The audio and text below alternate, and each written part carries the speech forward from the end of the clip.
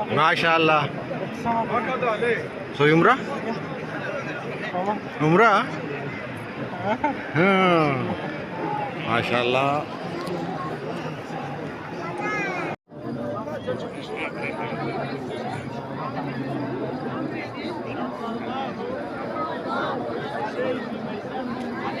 छोटे सयाजी आ जाओ, आगे आ जाओ। उम्रे पे आए हो पापा के साथ? क्या नाम है आपका? क्या नाम है? बाय बाय, अल्लाह हाफिज, अल्लाह हाफिज।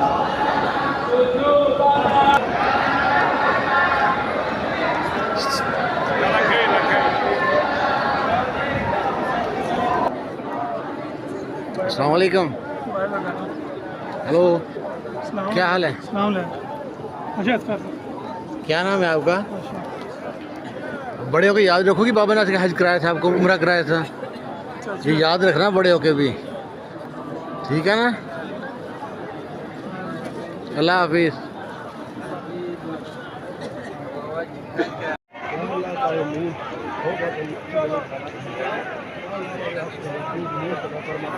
अल्लाह ताला की निशानियों में सफ़ा मरवा की निशानी है। यहाँ पे हज़रत माई हाजरा जब दौड़ी थी पानी की तलाश में, वो एक औरत दौड़ी थी।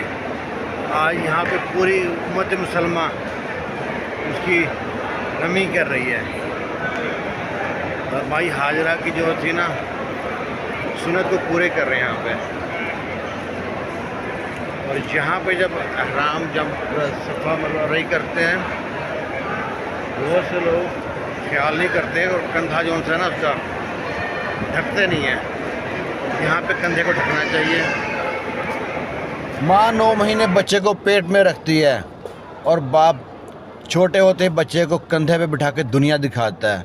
हरम पाक में बहुत से माँ बाप को देखा, किसी ने बेटे को गोद में उठाया हुआ है, कंधे पे उठाया हुआ है, किसी ने बेटी को कंधे पे उठाया हुआ है। सफ़ा मरवा का तवाफ़ करा रहे हैं, खाना कब्बा का तवाफ़ करा रहे हैं। और यही औलाद बड़े होकर कहेगी आपने हमारे लिए किया क्या है।